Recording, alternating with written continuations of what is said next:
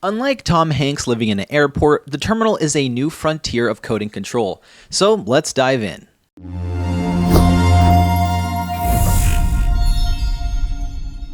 Hey, I'm Skylar Fines, and in this module we'll be diving into the terminal, a powerful tool that allows you to talk directly to your computer. Now, at first, the terminal might look a little intimidating, but trust me, once you get comfortable, it becomes your best friend. Think of it like your direct line to the computer's brain. To move around, we use the command cd. This stands for change directory, and it helps you move between different folders. Directories are folders.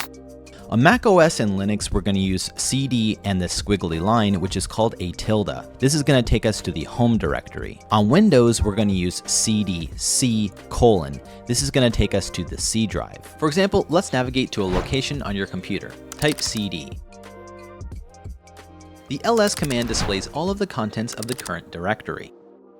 By using a combination of ls and cd, you can keep going through your directories and seeing what's inside them. To save time, you can use the tab key to autocomplete folder and file names. Just start typing, press tab, and the terminal will fill in the rest for you. Let's try this as we cd to another directory. Choose any one of them. Using the cd command followed by two dots, cd ...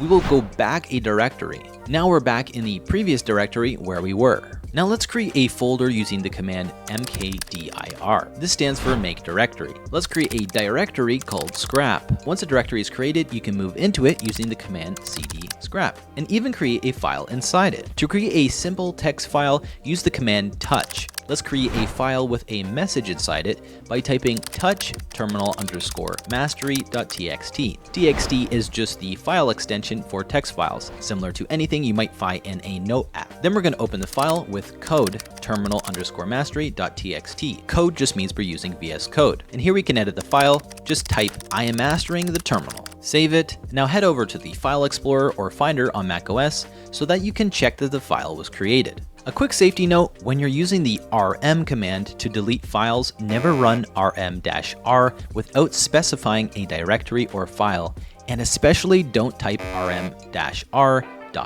This could delete everything in your current folder, so always double check your commands. Okay, so if you want to clean things up, you can delete the folder and everything in it using rm-r. First, navigate back one level with cd ...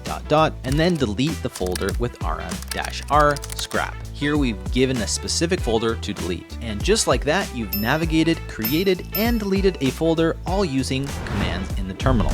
But we actually do need to create a folder, your dev folder. This is where all of your code is going to live. So let's make one again, but this time we're going to make an alias so that it's super easy to get back here if we get lost. Create the dev folder with the make dir command. And now that we have the folder, we can create an alias. First, in the terminal, type code ~/.bashrc.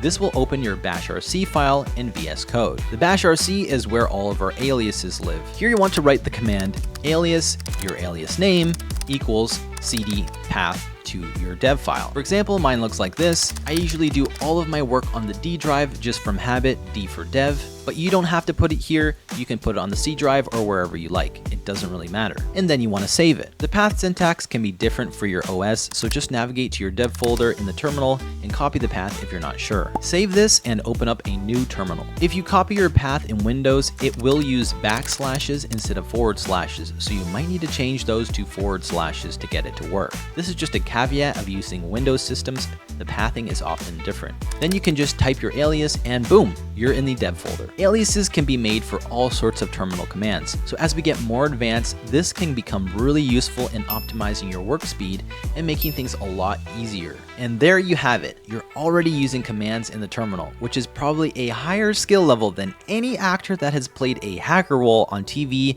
or in movies. Next, we'll go one step further and actually start writing some code. I'll see you there.